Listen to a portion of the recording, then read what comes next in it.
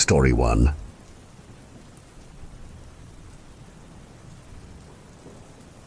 Sure, let's simplify and expand the story a bit. The idea for the camping trip came from Mikey. He thought we needed a break, a little vacation to get away from our cramped and messy college house and enjoy nature. One night, he leaned into our group with a mischievous glint in his eyes, the same look he always had when he was about to get us into trouble, and suggested, how about a trip up the mountain? Cynthia, holding a bottle of grenadine in one hand and a bottle of Tito's vodka in the other, replied, I don't know. I'm not very outdoorsy. Josh, my boyfriend, agreed. None of us are. Come on, Mikey insisted, putting his arm around my shoulder. Catherine thinks it's a great idea. Right. Kath? I looked around at my friends in our messy attempt at a pre-game.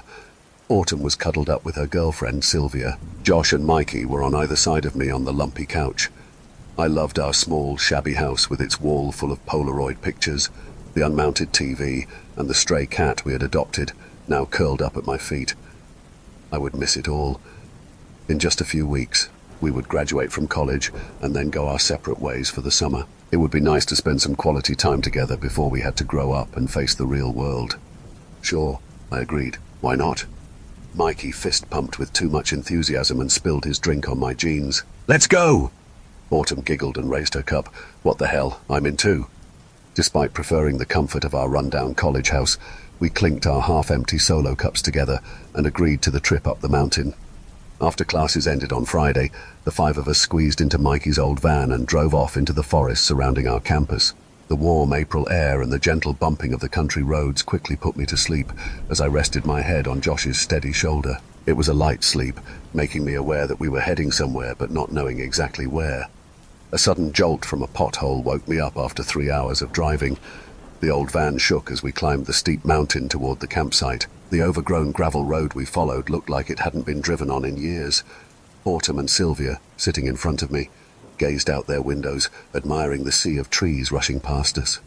Eventually the gravel path disappeared under a thick layer of vines, and Mikey pulled the van to the side of the road. Rise and shine, campers, he called back to us. We're hiking the rest of the way up. After an hour of hiking over rocks, burdened by our heavy backpacks, we reached the summit. The top of the mountain was perfect, a flat area of untouched grass that seemed to be made just for us.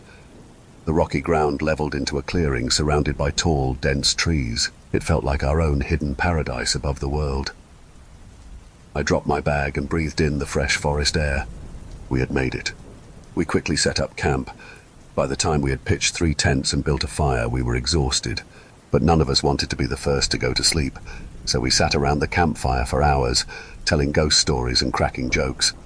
In the middle of Mikey's third story about Mothman, I turned to Autumn. How did you find this campsite? Autumn, have you been here before? No, I haven't, she replied, her blonde curls bouncing over her flannel shirt. I just asked for campsite suggestions on Reddit, and someone suggested this place. Because that's not sketchy at all, Josh laughed. Autumn gave Josh a playful shove, and he pulled her into a headlock, both of them giggling as Sylvia poked at them with a stick she found on the ground. You've heard the stories about this place, though, haven't you? Sylvia asked, raising an eyebrow. I grew up around here, and my parents always told us stories about the mountain. They didn't want us coming up here. They said hikers often got lost and were never found. That's it? Mikey asked. The stories I heard were more interesting. I heard people used to live on this mountain, but they had to leave because of something like Chernobyl, or maybe a huge forest fire wiped them out. I can't remember. I rolled my eyes. Mikey was never one for details. Where did you hear all that nonsense? On one of your weird conspiracy blogs? Josh laughed. I actually think Mikey isn't completely wrong this time. Look, I said, pointing to a lump in the darkness across the clearing. It was a small pile of bricks, the remains of a wall that had fallen long ago. Whatever building had once been there was gone. Sylvia shook her head and said, I don't know much about that, but there was a small group of people who tried to live up here a while ago. I'm not sure what happened, but they kind of just disappeared. I think the police were looking into it. Josh looked around the quiet clearing. Well, whatever happened to them, they're definitely not here now. Maybe they just vanished one day, Autumn said, leaning in close and wiggling her fingers at us, letting the firelight light up her face before she giggled sleepily. I laughed and said, That's enough conspiracy theory talk for tonight. Let's go to bed. The next morning, I woke up to the sound of sausages cooking over the fire and the pink light of dawn shining through my tent. I got out of my tent and saw Josh, Autumn, and Sylvia sitting around the fire, laughing and poking each other with the hot dogs they were cooking. My stomach growled at the sight of breakfast. "Hey guys," I greeted. "Is Mikey still asleep? He's going to be mad you're eating without him." Josh turned to me, the morning light making him look even more handsome. I expected him to joke about Mikey oversleeping. I expected him to hug me and make me some breakfast. I expected him to smile with his eyes crinkling in amusement. But instead his eyes were completely blank, with no recognition at all. I'll never forget that look. It was the look that started everything, and even now I can still see his blank eyes when I close mine. He tilted his head to one side and asked, "Who's Mikey?" I stopped in my tracks, feeling the wet grass under my feet. "Mikey," I repeated. "Where is he? Is he still sleeping?" "What are you talking about, Catherine?" Sylvia asked, her eyebrows furrowed in confusion. "Who is Mikey?" They had to be joking with me. I tried to wipe the confused look off my face and take a breath. I felt a little silly for falling for their prank. Mikey always loved pulling pranks on the friend who slept in the longest. He was always the joker, and I was always the one who worried and fretted over his silly antics. The only surprising thing was how dedicated the rest of the group was to acting out Mikey's prank. Usually one of them would have cracked by now. I walked away from my friends, feeling tired and not in the mood for their prank. I unzipped the door to Mikey's tent and found it empty. His clothes, books, and snacks were scattered on the floor, but he wasn't there. When I turned to rejoin my friends, I expected to see them glancing at each other and trying not to laugh, but instead they looked at me with the same confused expressions. "What are you doing?" Autumn asked. I threw my hands up in frustration. "Well, he's not in his tent, so where is he hiding?" "That's my tent," Josh said. "We agreed to bring 2 tents because I'm messy and you like your space. Do you not remember?" He looked at me with such genuine confusion and concern that I had to look away. This was so stupid. I was always the gullible friend they loved to mess with, always the target of their jokes. No matter how silly this prank was, their commitment made me almost doubt my own memory. It was a nauseating feeling I wanted to get rid of as soon as possible. This would end faster if I just played along. "Okay, very funny," I laughed, sitting next to Josh on one of the logs around the fire. "If he wants to hide in the woods instead of eating breakfast, that's his choice." I turned to kiss Josh, but his face was still twisted in confusion. He looked so genuinely puzzled by my words that it gave me the creeps. There was no hint of amusement in his eyes, only emptiness. Whatever weird joke was being played on me, he didn't show any sign of being in on it. I looked at the fire, breathing in the smoke and letting the awkward silence wash over us. Everything was so quiet. Then we heard the screaming. It was faint, but we all snapped our heads toward the forest where we heard the cries.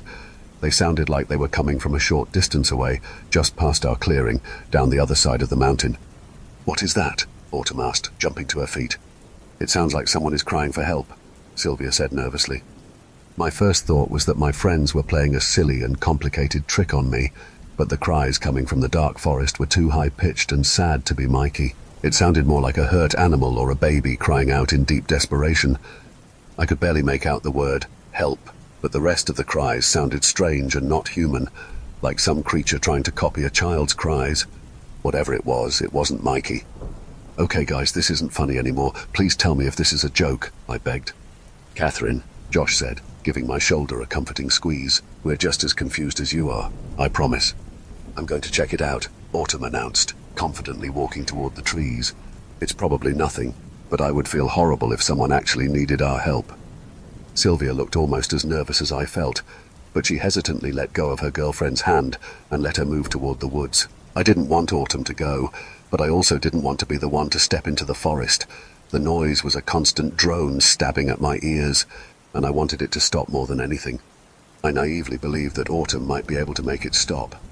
A sharp chill ran up my spine as I watched Autumn's body disappear between the twisted branches of the dense forest. I looked down at the 3 forgotten hot dogs cooking over the fire, and my stomach twisted. I had lost my appetite. Sylvia and Josh wanted to play cards while they waited for Autumn to return, but I wasn't in the mood. I pretended to have a headache and left the group, stepping over the forgotten hot dogs and slipping inside Mikey's tent. The crying from the woods had faded to a dull weeping, but whispers could still be heard from the dense treetops. I zipped Mikey's tent shut behind me, drowning out the last of the soft whimpers. I tried to distract myself by looking through some books that Mikey had brought. Part of me was looking for some of Mikey's belongings to show the group, something to remind them of his existence. The other part of me was in complete denial about what was happening to us. The messy collection of books was mostly sci-fi novels, but the largest book was different. It was big and leather-bound, with worn edges and pages sticking out the sides. I flipped through a few pages and saw scratchy writing and disturbing pictures of creatures I could never have imagined. I knew Mikey was into some weird stuff. I was pretty sure he believed in Bigfoot, but this was on a whole different level. I wanted to believe it was another prank, something he had brought to scare us around the campfire, but some of the pages had bookmarks and notes in Mikey's handwriting in the margins. It was clear he was taking this book seriously. I turned through pages showing woodland yetis and wendigos that became more horrifying until my eyes felt itchy and my brain pulsed with more paranoia. In the middle of the book, a small stack of papers fell out. They were printed web pages of research Mikey had done on our campsite. It was all there.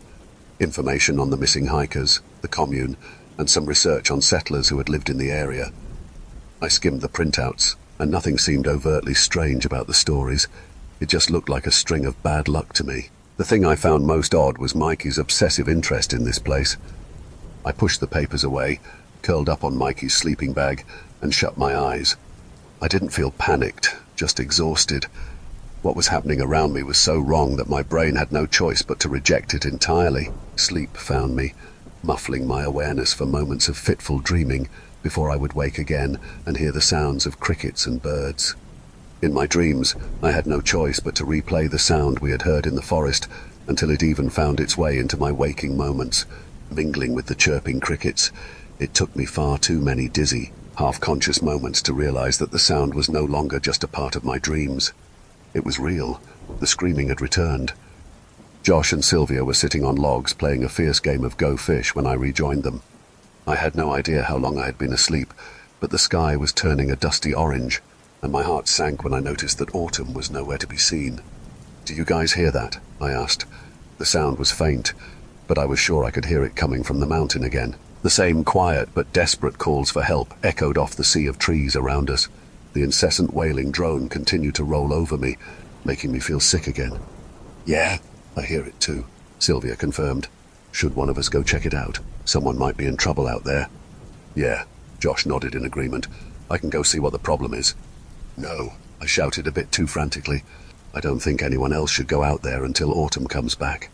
Sylvia looked me dead in the eye and asked, "Who is Autumn?" A chill ran down my spine, making my skin feel cold and wet. "Autumn!" I shouted. "Your girlfriend. She went into the forest hours ago and hasn't come back." "What on earth?" "Catherine," Sylvia snapped at me. "It's bad enough being the third wheel on your trip with Josh without you joking about some imaginary girlfriend. Whatever joke this is, it's not funny." I looked at Josh, hoping he would support me, but he just seemed disappointed, as if he thought I was making fun of Sylvia. "It's not a joke," I said again, "and you aren't a third wheel. All 5 of us agreed to come on this trip together." I grabbed my phone and tried to show them some evidence, like our group chat or a photo of all 5 of us. Anything. Anything to prove to them and to myself that I wasn't losing my mind. My phone was dead. Of course, all our phones were probably dead by now. The seriousness of the situation finally hit me. We were far away from any town or city. All our phones were dead. There was something in the forest luring us in, and anyone who went in was forgotten. Autumn was gone. Mikey was gone. And Mikey had the car keys. The circle of trees around us felt like it was closing in, making our once perfect campsite feel heavy and scary. I felt like I couldn't breathe. "Whatever," Sylvia said with a roll of her eyes. "I'll give you guys some alone time. I'm going for a long walk. Alone." I wanted to stop her, but I felt like I couldn't move. The sounds from the forest were gone again, but the fear they stirred in me was still strong. As I watched Sylvia walk into the forest, I prayed that this was all just a bad joke. Josh and I spent the rest of the day in silence. We sat side by side on a log, staring at the forest where Sylvia had disappeared.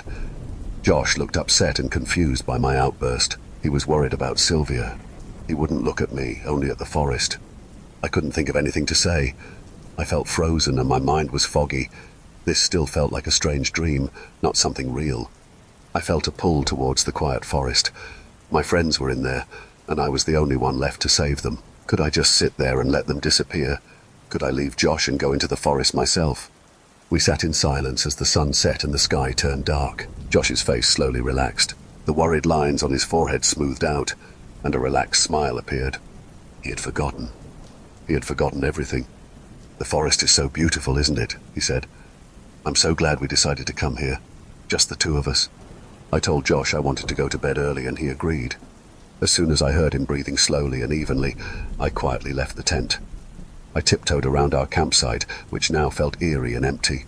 I searched through my friends' things, looking for anything to help us get out. It felt like I was walking through a ghost town. I found nothing. The car keys were gone, and we only had enough food and water for another day or two. I made my way down the mountain, tripping and scratching my hands and knees on the rocks in the dark. After what felt like forever, I reached the van. I tried to open all the doors, but they were locked. I collapsed against the van and let out a frustrated sob. I felt completely helpless. Whatever was happening, whether it was in my own mind or in the forest, was out of my control. There seemed to be no way out. I was so tired and confused. I just wanted to sleep, but I was afraid Josh would wander into the forest if I did. If he was all I had left, if my other friends were really gone, the only thing I could do was keep him safe. I picked up a rock and prepared to break one of the van's windows. Just then, I heard a faint cry that made me stop. The sound was soft but clear in the silent forest. The screams were back. I scrambled back up the mountain, getting lost, tripping and falling in the dark. The sound grew louder and more pitiful. I tried to follow it back to our campsite, but it seemed to come from everywhere, echoing through the forest. I was completely disoriented and had no idea where I was going. "Help!" it cried over and over again until the word lost all meaning. When I finally got back to camp, I saw Josh's shadow disappear into the forest. I screamed after him, but it was too late. He was gone. I had only one choice left. I had to go in after him. I ran past our empty tents and into the thick forest. Branches scratched my face and arms as I ran deeper into the dark woods. "Josh! Josh!" I called again and again until my voice was hoarse. My breathing became more desperate, but I couldn't stop. I had to find Josh before he disappeared forever. The mountain was steeper on this side, with cliffs jutting out at odd angles. I held onto the trees to keep myself upright, looking for any sign of movement in the darkness. At one point, I thought I saw something move, but it was just a pile of fallen bricks, remnants of what had been lost on this mountain. My legs felt numb and uncontrollable. I was too disoriented to catch myself as my ankle twisted and I fell. I felt the impact of sharp rocks and branches as I rolled down the mountain, stopping only when my leg got caught under a boulder. The pain was excruciating. I cried out in pain and rage, sobbing uncontrollably as I lay helpless in the dark forest. I stared up at the starry sky and felt my way down to my wound. I felt hot, wet blood, torn fabric, and something sharp. I know now that it was my bone, but at the time I couldn't believe it. I couldn't understand any of it. Tears stung my eyes. I was stuck. There was no way I could make it to safety, and everyone I had brought with me was gone. I cried and begged for help for what felt like forever.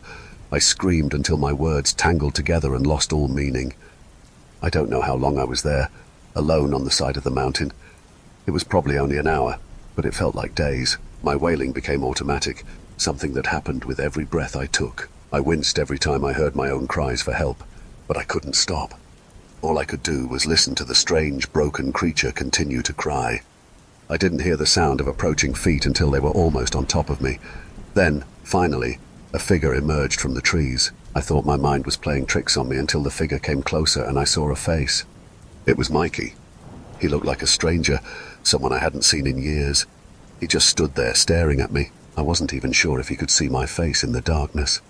I heard screaming. He muttered softly. "Mikey," I croaked. "It's me, Catherine."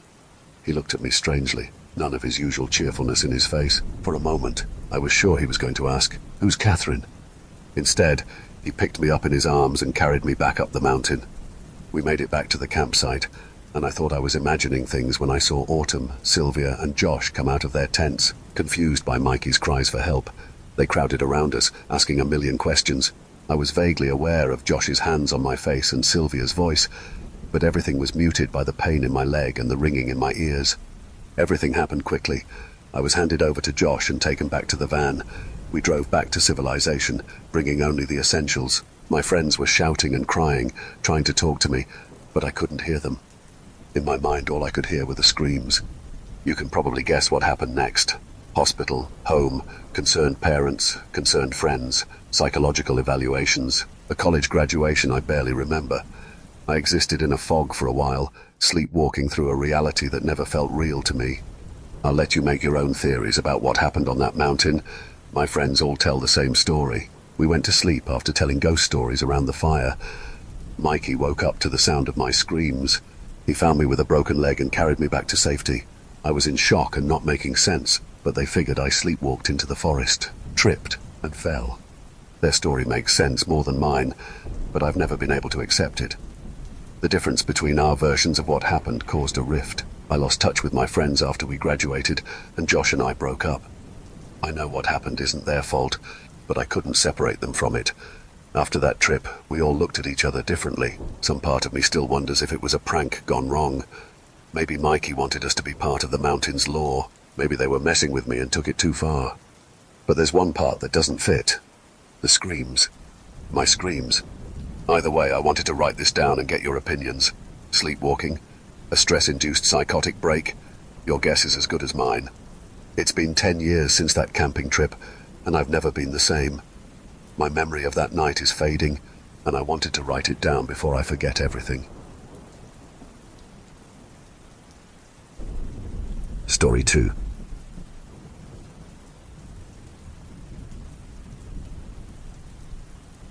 Main Control, this is Commander Quill. I'm ready to take off. All systems are working, and all checks are done, I said into the intercom. Got it, Commander. Everything is working fine here too. You can start the launch, replied the voice on the other side, calm and focused, unlike my nervousness. Fuel is ready, all systems are working. Starting the countdown now. 5 minutes. I tried to sound as confident as possible. Understood. We are monitoring. Good luck, Commander. We'll be here when you get back. Thank you. I checked everything again to make sure it was correct, then leaned back in my seat and took a deep breath. The soft hum of the ship's systems filled the cabin, a gentle vibration I could feel in my bones.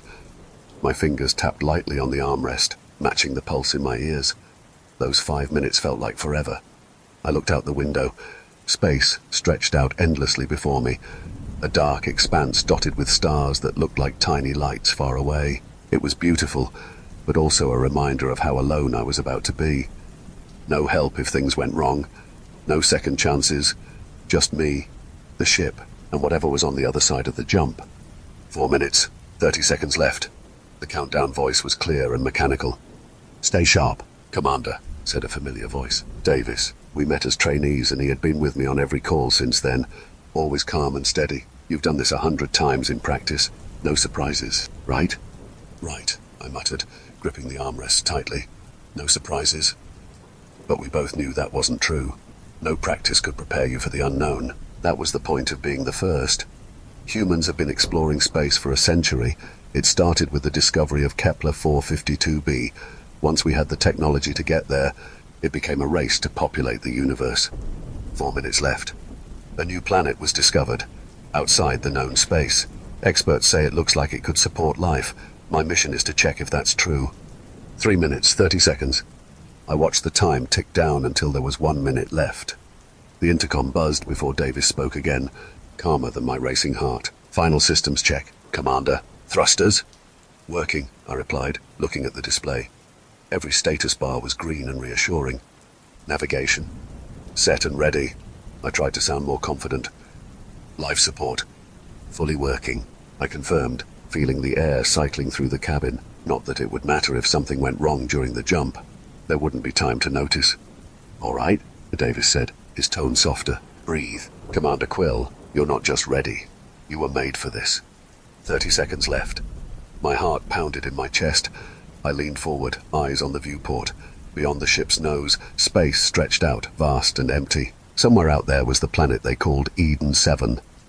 I'd seen the satellite images, blue oceans, green land, swirling clouds. It looked like home. It felt like home.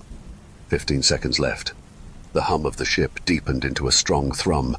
The cabin shook as the jump drive powered up. I exhaled slowly, letting the tension go. See you on the other side, Davis, I said. Got it, Commander, he replied, and for the first time, I heard a crack in his steady voice. We'll be here. 5, 4, 3, 2, 1. A sharp sound filled the cabin, like a whip cracking next to my ear. My stomach turned as if every atom in my body was pulled apart and put back together in a heartbeat. Light exploded in the viewport, a storm of colors so bright it hurt to look at. Ribbons of purple, spirals of gold, and flashes of red that moved like slow-motion lightning. Then everything went quiet. No hum, no sound, nothing. I watched as space, stars, and stardust moved slowly past the ship. Hours went by in silence and coldness, then days, then months. I thought about why I joined NASA, my strong need to leave Earth. I tried to forget those memories. Time passed slowly as I looked into the emptiness, searching for the planet. Finally, I saw my target in the distance. As I got closer, I was amazed. The planet was more lush and colorful than Earth. Rich greens and blues covered its surface, like a paradise waiting to be discovered. The planet filled the window with bright colors. Eden 7. It was larger than I had imagined, with its curve stretching further than Earth's horizon. Thick clouds moved slowly over the continents full of green, but there were also flashes of deep red, amber, and even silver leaves reflecting the sunlight. The oceans were a clear blue, looking like polished glass. I leaned back, holding my breath. I had trained for this. I had seen simulations, memorized geological reports and atmospheric scans, but none of that prepared me for the feeling of seeing something so alive from so far away. The console beeped softly, reminding me. A proximity alert. I needed to stabilize the orbit. "All right, Eden," I said, tapping the controls. "Let's do this." I gently moved the ship into orbit, feeling the planet's gravity. The ship's AI, Spectre, spoke in a smooth voice from my arm device. "Orbital lock achieved, Commander Quill. Atmospheric conditions are within expected parameters. The oxygen-nitrogen mix is at a 78-21 ratio. The temperature is stable. No radiation anomalies detected." Spectre, which stands for Systems Processing and Enhanced Computation for Terrestrial Reconnaissance, is the AI system in our Proxima Link carrier chip. "Anything unusual, Spectre?" I asked, checking the planet's electromagnetic field. "Yes," Spectre replied. "Unidentified energy signals detected on the surface. The origin is unknown." I felt uneasy. "Open the radar." A map of Eden 7 appeared as a 3D hologram. I zoomed in, looking for any signs of life, but only saw my own heat signature. The map showed mountains, valleys, and oceans, all familiar from the satellite scans. Nothing seemed strange. I frowned. "Dismiss." The map disappeared.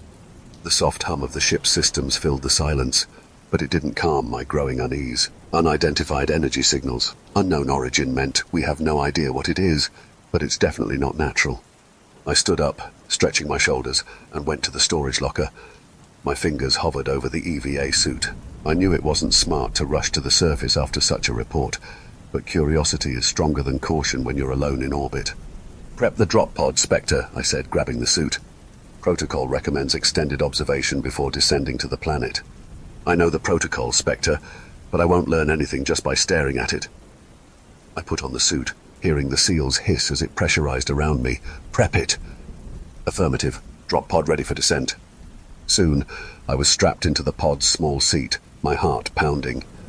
The launch countdown sounded in my earpiece. I felt a slight shudder as the clamps released, followed by a moment of weightlessness before gravity took over.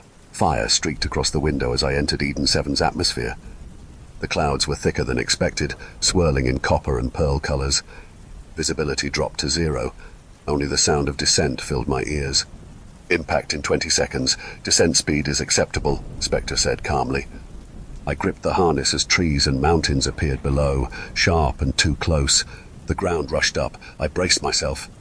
Impact. The pod hit the ground hard. My teeth clicked as I was thrown forward against the restraints. The hatch opened with a hiss, letting in the warm, moist air. Unclipping the harness, I stepped out into a new world. A low hum surrounded me. It wasn't just birds or wind, it was a constant, layered vibration. The colors were richer than from orbit. Emerald leaves shimmered with a metallic look. The red leaves dripped with a thick liquid. The air tasted slightly sweet, like ripe fruit. "Spectre, are you picking this up?" I asked, checking my suit's readings. Everything looked normal, but my heart was racing. "Yes, Commander. Localized subsonic frequencies detected. No known terrestrial match." I moved forward, pushing through the thick plants. My boots sank into the soil. Ahead, a clearing opened. with sunlight shining through the copper-colored canopy.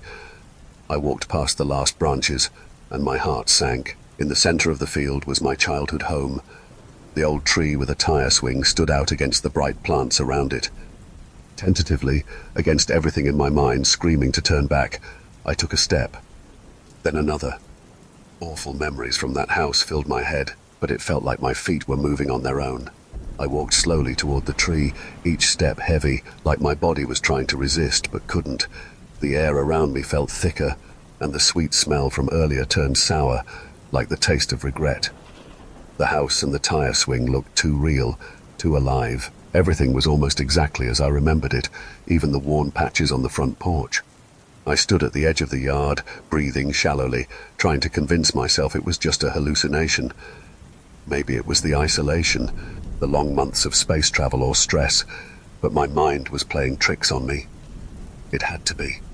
"Commander," I advised caution. Spectre's voice crackled in my earpiece, sharp in the sudden silence. "Your biometric readings show high cortisol levels. You are experiencing strong emotions." I exhaled sharply, pushing down the tight feeling in my chest. "I know. I'm not imagining this. I need to go inside." I moved forward, stepping onto the creaky porch. The door was slightly open. I hesitated, but the pull to go inside was strong, like gravity itself. I reached out and pushed the door open. The inside looked exactly as I remembered. The floral couch was in the corner, worn with age, and the wind whispered through an open window. I could almost hear the echoes of my mother screaming at my father to stop, glass breaking, doors slamming. The air felt thick and suffocating.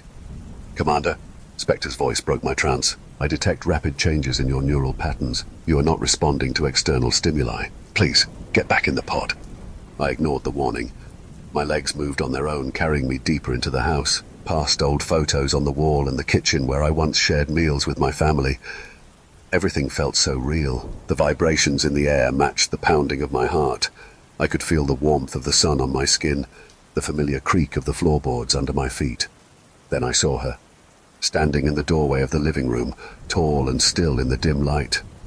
My mother.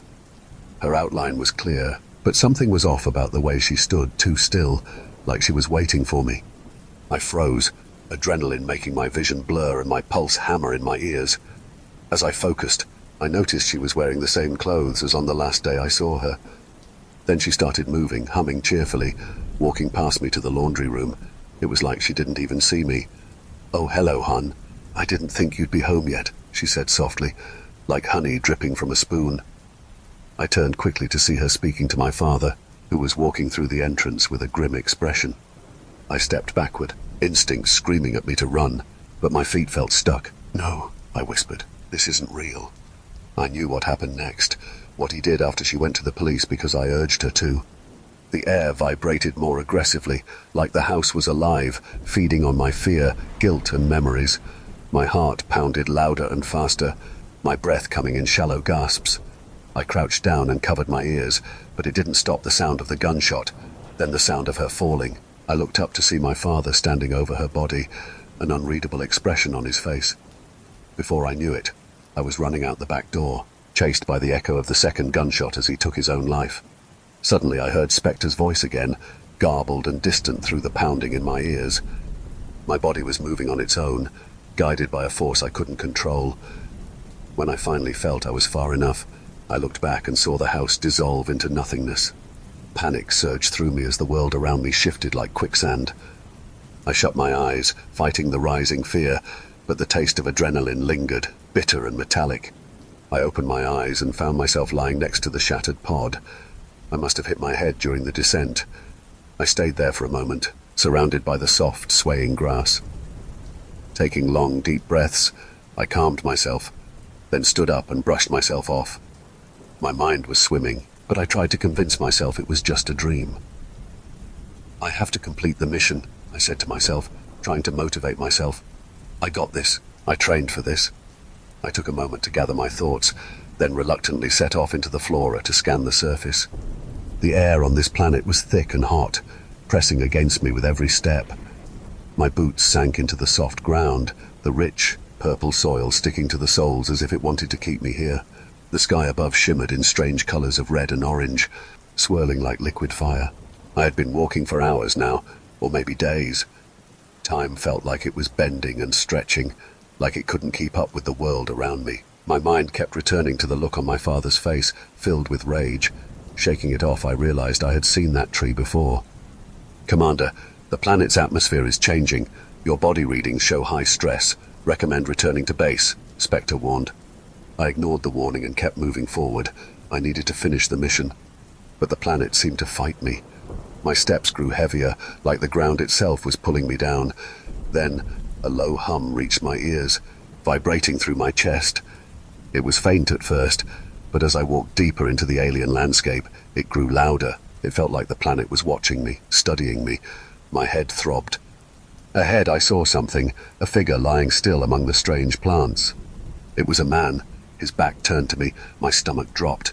It couldn't be. "Marcus," I whispered, my voice hoarse. I remembered that night so clearly. The apartment was dim, the silence thick. I found him lying there, pale, barely breathing, his lips blue from the overdose, his eyes glazed and empty. He didn't even recognize me. I did what I could, or at least I thought I did. I tried to call for help, but it was too late. I was there when they took him to the hospital. I was there when they announced the time of death. I was at the funeral. Yet here he was, lying on the ground in front of me, hundreds of thousands of light years away from home. He didn't move, but something inside me twisted into something sharp, something dangerous. No, not this, not now. I walked toward him, each step more hesitant than the last, but the planet seemed to pull me closer, as if I didn't have a choice. As I got closer, I saw him more clearly. Marcus, my best friend. His body was unnaturally still, his face pale. I froze, the world tilting sideways. My mind screamed for me to stop, but my body moved on its own, guided by something I couldn't fight. "Marcus, please!" The words caught in my throat. I dropped to my knees beside him, my heart pounding, the adrenaline rushing through my veins. He was cold. His skin felt clammy under my fingertips as I pressed my hand to his chest. No, not this again. "Marcus, stay with me," I choked out, but his body didn't move. His eyes stayed shut. He was gone. The familiar panic bubbled up inside me. The knot in my stomach tightened. The adrenaline surged harder, and the planet started to vibrate. I looked around, trying to shake the reality that was creeping in. This planet felt alive. I could feel its pulse below me, its rhythm. It was responding to me, feeding on my emotions. "Come on, man," I whispered, my voice breaking as I shook him. But nothing. He didn't respond. I was shaking now. The adrenaline was almost overwhelming. My vision swam as everything around me shifted.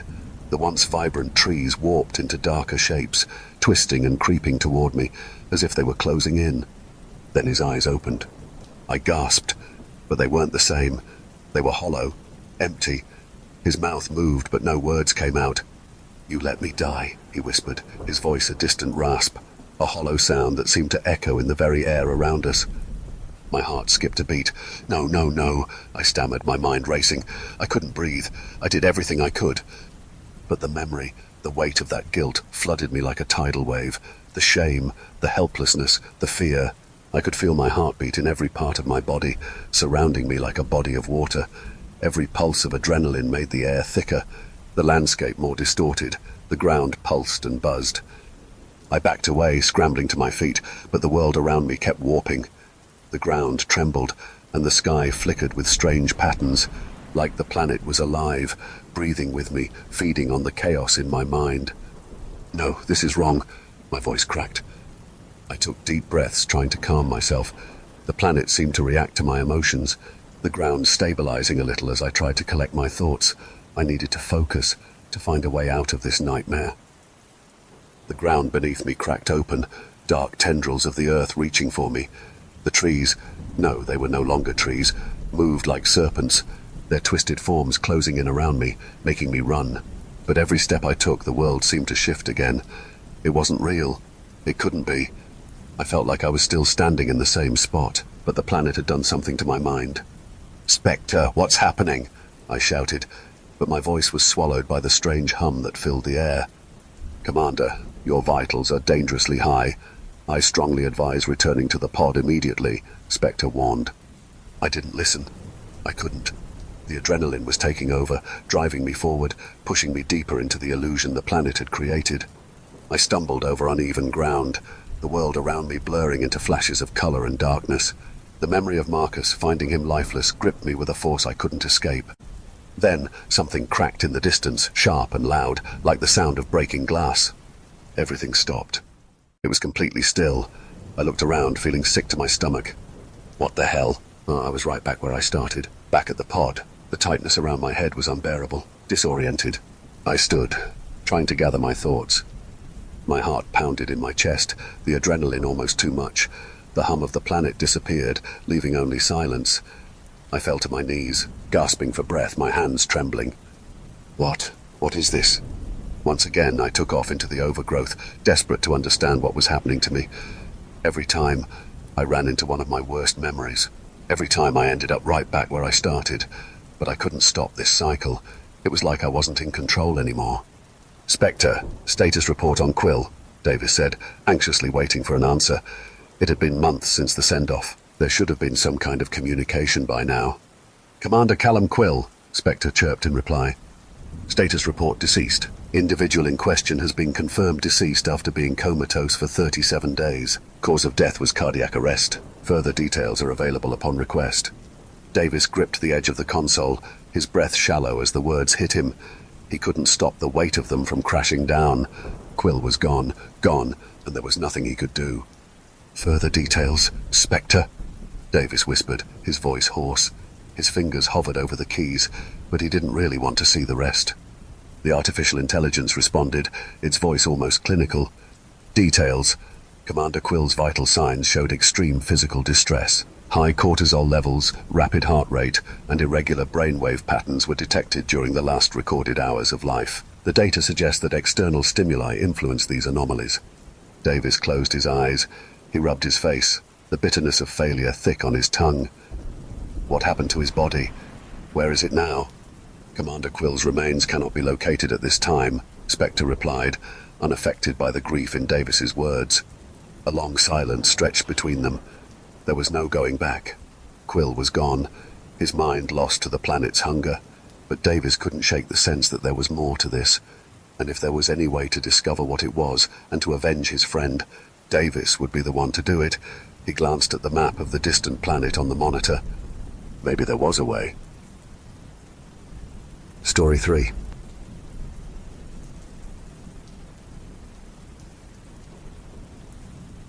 For the past few days, strange things have been happening to me, things I can't quite explain.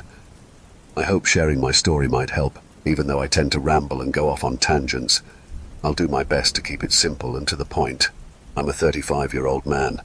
I think my birthday was a couple of months ago, but honestly, I can't say for sure. What I do know is that I live my life almost entirely online. I spend my days jumping from one forum to another, lurking on Reddit, and scrolling through social media.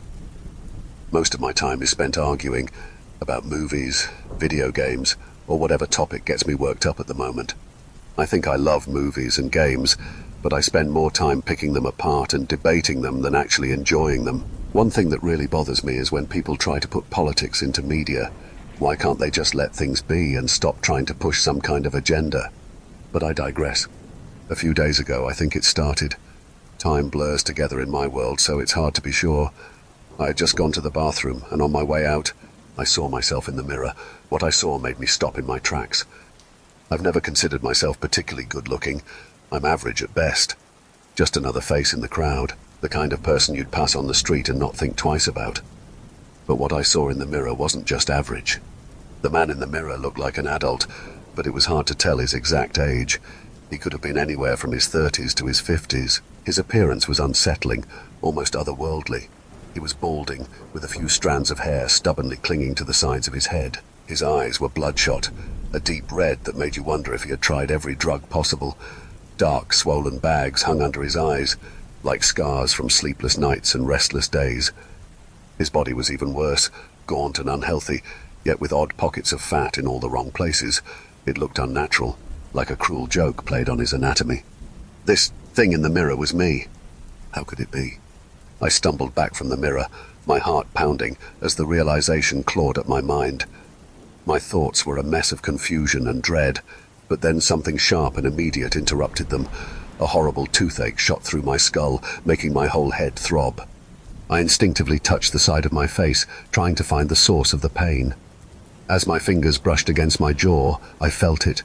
A chipped tooth, a jagged shard rolling around in my mouth like a cursed relic. The metallic taste of blood followed, and I froze, unsure whether to spit it out or swallow it. This wasn't normal. None of this was. Then I realized the horrifying truth. I was missing a lot of my teeth. How could that have happened? How could I not have noticed something so obvious and important? That's the sort of thing anyone would recognize immediately, the moment it occurred. Yet somehow, I hadn't. Despair flooded through me like nothing I'd ever felt before. It wasn't the vague unease I was used to. This was sharp, overwhelming, and consuming. I knew without a doubt that I needed to see a doctor, or a dentist, or anyone who could make sense of what was happening to me. Someone who could fix it, or at the very least tell me that it wasn't too late.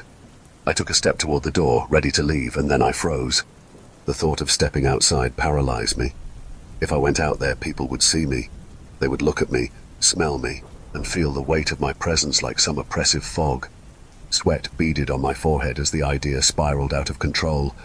I imagined a beautiful woman crossing my path, her flawless beauty twisted into disgust at the sight of me.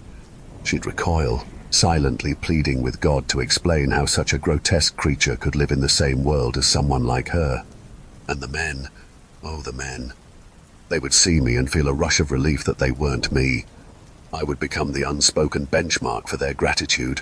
At least I'm not him, they'd think, and their day would be made at my expense. I stood there, frozen by these thoughts, every awful scenario playing out in vivid detail. My heart raced, and my resolve crumbled under the weight of shame. Finally, unable to bear the idea of exposing myself to the world, I turned back toward the computer. It was always easier to stay inside. Going outside meant dealing with people, and that was something I was not ready for. So, I sat back down at my computer, and as the screen flickered on, something strange happened. For a brief moment, I saw my reflection on the darkened monitor, but it wasn't just me, it was that twisted, grotesque version of myself, and for the first time, it smiled at me. Like I mentioned before, I spend a lot of time online, and that day was no different. I can't remember exactly what I was doing, but I think it had something to do with another wave of backlash against some game developers. These developers had released another game that everyone hated, and people were pretty vocal about it online. It was honestly kind of entertaining to see. These developers think they are so great, always talking about how their games are groundbreaking and inclusive, but it's obvious they're just swapping the gender of characters to get some kind of government bonus. I hope they enjoyed the money they got from my taxes because, judging by how few people play their games, no one is actually paying for that junk. Anyway, after I shut down my computer for the night, I decided to order some fast food. While waiting for the delivery, I scrolled through X on my phone. When I got the notification that the food had arrived, I texted the delivery driver to leave it at the door and waited until I heard his footsteps leaving. The burger I ordered was really good, juicy, cheesy, and exactly what I needed after such a long day. But as I unwrapped it and looked at the receipt, something strange caught my eye. My name wasn't on the receipt. Instead, it showed my online username, the one I use for my games and social media. It was there, bold and clear, like it had somehow taken the place of my real name. At first I thought it was funny. Maybe I had changed it as a joke and forgotten, but as I sat there eating, I realized something was wrong. I opened the app to fix it, thinking it would be easy, but then it hit me. I couldn't remember my name. I froze, the burger halfway to my mouth, trying to focus. It started with an A, or maybe an E. My mind was blank. No matter how hard I tried, my name slipped further away. I couldn't even remember the first letter. A sharp pain hit my chest, making me feel hollow inside. A cruel voice in my head told me I was being stupid. Who cares about something so small? It said. What kind of fool lets this bother them? I went to bed, trying to push the thoughts away, but they only got worse in the quiet. Lying there, staring at the ceiling, I felt like I was falling apart. My body felt like it was decaying while I was still alive, and I was slowly unraveling piece by piece. My name was gone, and now other things were fading too, things that should never be forgotten. I suddenly realized I couldn't remember my mother's face, the shape of her features, the warmth of her smile. It was all gone, like it had been wiped clean, but I could still remember the last thing she said to me before she died. Please, son, Two simple, desperate words. What did she want from me? What was she asking for? I held on to the memory, my chest tightening, but her voice only echoed back at me, distant and broken. "Oh God, Mum." The next day, the reflection was waiting for me. I felt it before I even opened my eyes. It had followed me from the mirror to the screen, from the screen into my dreams, and now it was always there, watching me. Every surface that could show my face, windows, spoons, darkened monitors, became a portal to it. It wasn't just my reflection anymore. It was something else, always watching. I didn't leave my house. To be honest, I hadn't left much in forever. The outside world felt strange to me, full of people I couldn't relate to and trends I didn't understand. I told myself it was because the world had changed, become shallow and fake, a show of perfect lives. But deep down, I knew it was me who had changed. Or maybe I had always been this way, and the internet just made it easier to hide. I used to have a life, or at least I think I did. I had a job, friends, and a girlfriend. We met at a music festival years ago, back when I still did things like that. She liked artsy movies and indie bands, and she had a laugh that made you feel like you'd just won something. Her name was Emily, or maybe Emma. I can still hear her laugh sometimes, faint and distorted, like an old, copied memory. We broke up, of course. I don't remember why exactly, but I'm pretty sure it was my fault. She said I was distant, obsessive, and impossible to talk to. Looking back, she was right. I've always been better at arguing with strangers online than connecting with the people who actually care about me, or cared about me. Now, my social life is all online, in comment sections and direct messages. It's easier that way. There's no pressure to be there in person. No expectations to meet. You can be whoever you want online, or at least you think you can. Yesterday, or maybe it was last week, I spent hours arguing with someone about movies. They said The Last Jedi was a misunderstood masterpiece. I called it a soulless cash grab and accused them of being a Disney shill. The debate turned into a rant about how Hollywood is ruining everything with remakes and woke agendas. I think I even mentioned Ghostbusters. It felt good, like I was fighting for something important. But when the argument ended and the excitement faded, I was left with the same empty feeling I always have after these arguments, like I'd wasted a part of myself on something that didn't matter. I do care about movies, or at least I used to. I loved getting lost in a great story, letting it take me to another world. But now, it's just another battleground, another excuse to argue. I can't remember the last time I watched a movie without checking my phone or scrolling through X to see what others thought. It's like I've forgotten how to enjoy things. That thought stayed with me as I looked at the reflection, or maybe it was looking at me. The lines between us were blurring, and I didn't know how to stop it. Every time I looked away, I could feel its grin getting wider, its presence pressing closer. It wasn't just my reflection anymore. It was something else, something alive. I tried to fight it. I turned off my phone, closed my laptop, even unplugged my router, but the silence was too loud. It wasn't comforting, it was deafening. My hands itched to reach for the mouse, the keyboard, anything to fill the void. There's always another comment to read, another debate to win. Each click feels like a thread pulling me deeper into the web, trapping me tighter to whatever is doing this. I can't move. The realization crept in slowly, like a predator enjoying its catch. At first I thought I was just tired.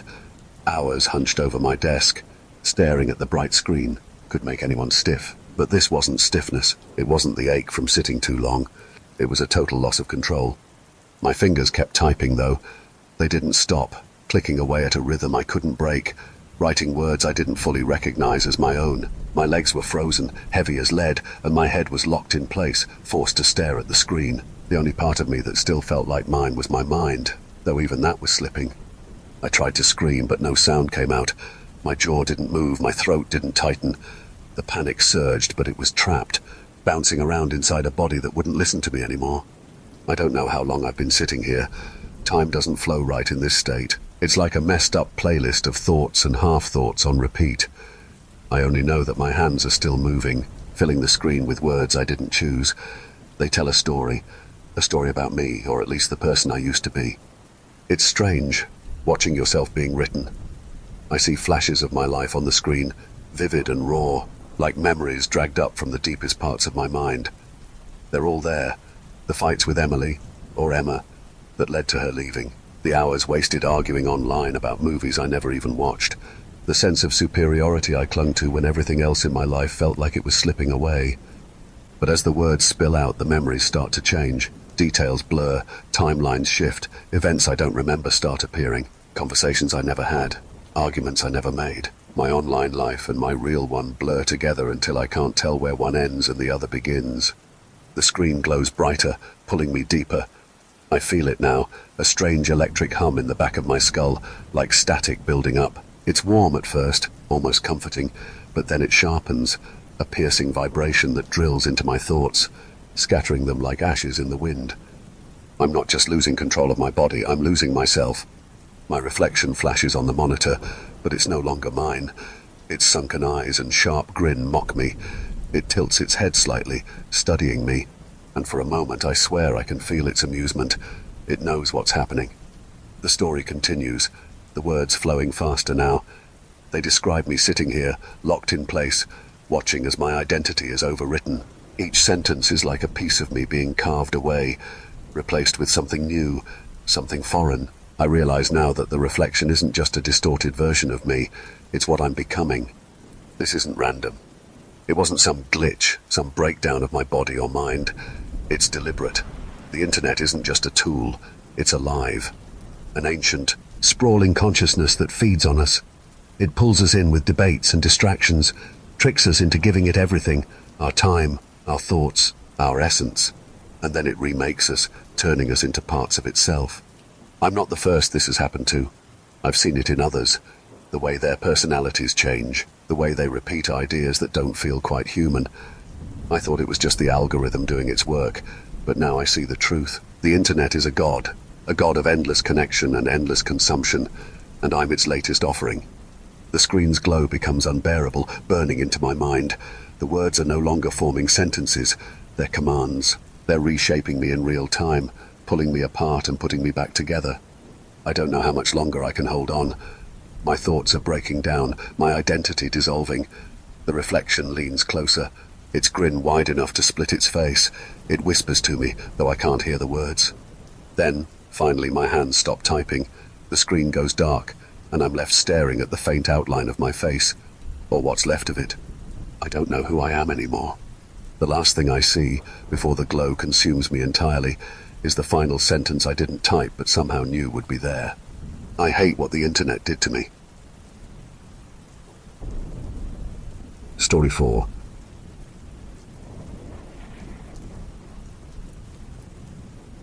I've always been my own worst enemy, time after time. I've ruined every good thing in my life because I get bored easily, and I have a habit of messing things up.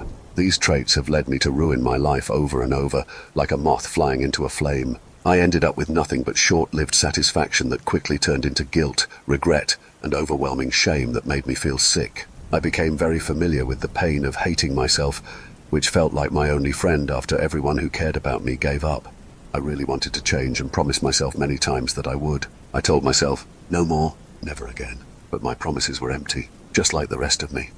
So, as another year was ending, I found myself alone again. With nothing else to do on these cold December nights, I spent my time thinking about everything I'd done wrong. I sat in my usual spot at the bar and ordered my usual drink. I was out of work and almost out of money, but I was willing to spend my last cent just to escape my endless troubles and the storm in my head for a little while. As I drank, I let my thoughts wander to all the things I usually tried to ignore. Another wasted year was about to end. I thought about my many mistakes and bad decisions and wondered what my life would be like if I were someone else. I wished I could be the kind of person who had the strength and determination to avoid falling into the same traps. I wanted to be someone who could keep a job for more than a few months and live in a decent home instead of a falling apart apartment with an eviction notice on the door. I wanted to be someone who knew when to walk away. As I was lost in my thoughts, I heard a voice interrupting them. "Rough night?" the voice asked. I looked to my right and saw a tired-looking man sitting on the bar stool next to me, hunched over his drink as if he were carrying a heavier burden than mine. His appearance was shockingly messy, almost disturbingly so. He looked like he had rolled out of bed, grabbed some dirty clothes from the floor, and left without looking in a mirror. He was wearing wrinkled black trousers that desperately needed washing and a once white collared shirt that had turned yellow and was missing several buttons. Both pieces of clothing were baggy and too big for him. His unkempt hair, the color of wet sand, stuck damply to his forehead with sweat, despite the cold night. His mouth was set in a deep, tired frown. He didn't seem drunk or sick. He looked like someone who had given up completely after being worn down by life. "I could ask you the same thing," I replied, my voice heavy but not unkind. I felt a connection with this man, even though we had just met. He seemed like a fellow lost soul, trying to drown his sorrows on a restless night, just like I had done so many times before. He sighed and nodded, taking a slow sip of his drink. "Yeah, it's been rough," he said, his voice barely above a whisper. "Just trying to get through the days, you know." I nodded, understanding all too well. "What's your story?" I asked, genuinely curious about the man who seemed to mirror my own struggles. He looked at me for a moment, as if deciding whether or not to open up. Finally, he spoke.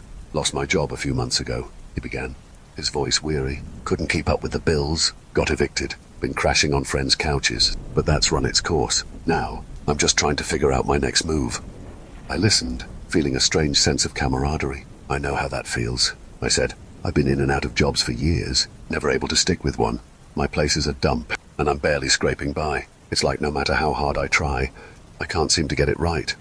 The man nodded again, a flicker of understanding in his eyes. "It's tough," he said, "but we keep trying, don't we? Even when it seems pointless."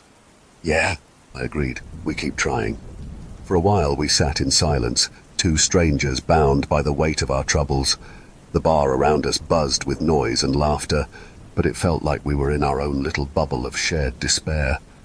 "What's your name?" I finally asked, breaking the silence. "David," he replied. "And yours?" "Jake," I said, extending my hand. He shook it, and for a moment it felt like I wasn't alone in my struggle. We didn't say much more after that, but the companionship, however brief, was a small comfort. For the first time in a long while, I felt a glimmer of hope, as fragile as it might be. Maybe, just maybe, things could get better. Not overnight, not easily, but with time and effort. And in that dimly lit bar, surrounded by strangers, I found a bit of solace in the shared acknowledgement of our hardships. It wasn't much, but it was a start. The man shrugged without really caring. It looked like he wasn't offended. "Yeah, I guess you could," he said tiredly, his voice heavy and dull as he stared into his drink. "I've seen better nights." "Really?" "Oh yes, better nights, better days, better years." Even though he looked sad, the man spoke clearly. "I'm sorry to hear that, my friend." I really meant it. As sad as I felt about my own life, I felt a bit lucky compared to the sad figure beside me.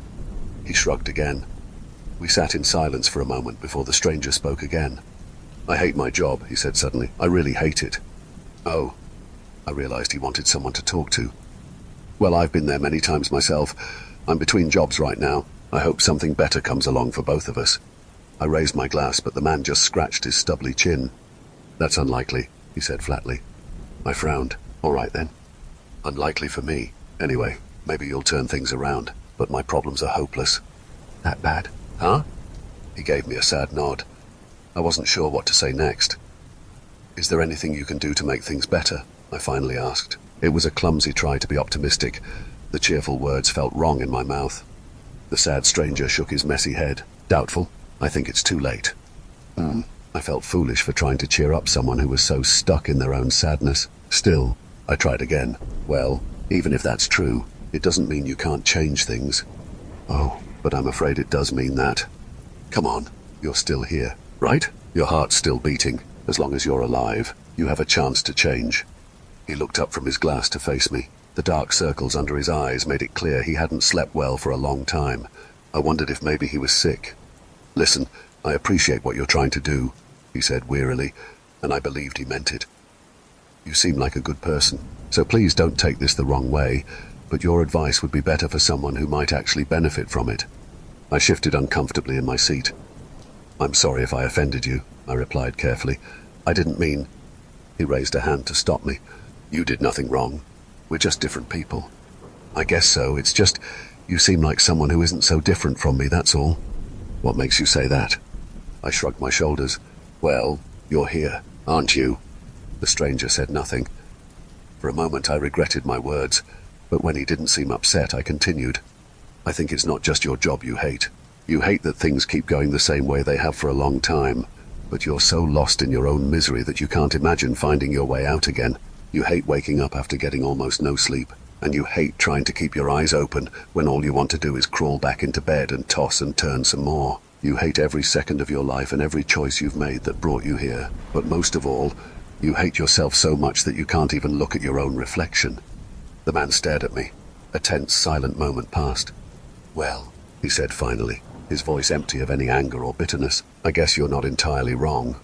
I shrugged again. "Like I said, I don't think we're so different. And trust me, sitting at this bar won't solve any of your problems." "And what do you think would?" "Well, that's up to you. You can try to fix what you have now, or maybe it would be better to start fresh somewhere else. I don't know. Would you want to start over?" "Sure. Why not? I've done it many times before." The man turned away from me and looked at his glass again. I thought about ordering another drink, but when I checked my wallet, I barely had enough money to pay my bill. I got up and went to the bar's restroom. When I came back, the man was gone. A week later, I lost my apartment because I couldn't pay the rent I owed. With nowhere to go, I swallowed my pride and asked my father for help. He took pity on me and let me move in with him on the other side of town, but he set some rules first. He told me that what I'd done in the past wouldn't be tolerated this time, and if I went back to my old ways, I was on my own for good. I agreed and shook his hand. My dad's apartment was small with one bedroom, so the living room couch became my bed. He used his connections to get me a job at an office where he used to work. It didn't pay much, but my dad didn't charge me rent, and the work kept me busy. Slowly but surely, the storm in my mind began to clear. Of course, all my problems didn't just disappear. There were nights I'd lie awake on the couch, staring at the ceiling, hearing Dad snoring from down the hallway. I missed the chaos of my old life. The temptation to go back to my bad habits was strong, but I held on to my new determination, and as the weeks turned into months, I began to feel a little hope. One night in March, I came home late after working extra hours. I showered and carefully walked through the dark living room, trying not to wake Dad. I sank onto the couch with a tired sigh and picked up my phone. I don't use social media much and rarely have calls or texts to respond to, but I like to unwind before bed by catching up on the news. As I scrolled through the headlines, one shocking headline caught my eye. 19 people killed in local nightclub fire. Death toll expected to rise. I opened the article and looked through the photos. In the last photo, I saw something that made me nearly drop my phone. In the crowd around the burnt nightclub was someone familiar. The sad man I had met in the bar that cold December night. But now, he was clean-shaven, wearing a perfect black suit, looking very different from the messy figure I had seen months ago. He was crying openly like the other sad people around him. I stared at my phone in disbelief. Seeing the man's deep sadness in the photo was both shocking and unsettling. I wrapped my blanket tightly around my shoulders, feeling a cold wave of sadness wash over me. When my father woke up and came to the kitchen in the early hours of the morning, he found me wide awake on the couch. "Everything okay? Son, didn't you work late last night?" I crossed the room and handed him my phone. "Dad, look." Dad wiped his eyes and looked at the screen, frowning as he read.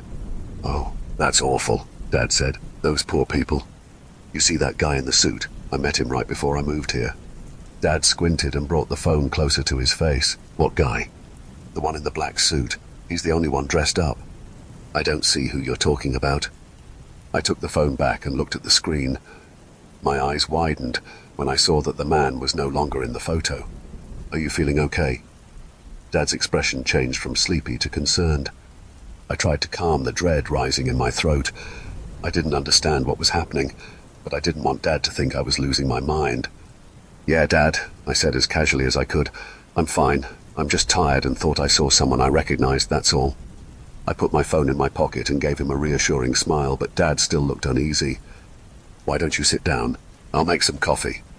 Dad kept talking to me as he moved around the kitchen, but I was lost in my thoughts and barely heard him. I wanted to believe I was mistaken, that being tired and working long hours made me see things, but I knew that wasn't true. I had stared at the photo for a long time, feeling the grief it showed, and it hadn't changed until Dad looked at it. But how was that possible? 3 weeks later, I read about a local couple who died when a drunk driver hit their car as they were heading to the airport for their honeymoon. The article had photos of the wreckage, The sad man I had met was in the picture, crying beside the mangled car. The next month, I saw a photo of him watching as a recovery team searched a reservoir for a drowned child. Not long after, I saw him again in the background of a photo of a woman about to jump off a bridge, with officers trying to talk her down. Each time I showed my father the pictures, the man disappeared from them. I stopped showing Dad after he told me he was worried about my obsession with sad events, but I kept seeing the man in photos of local tragedies. I didn't know who or what he was.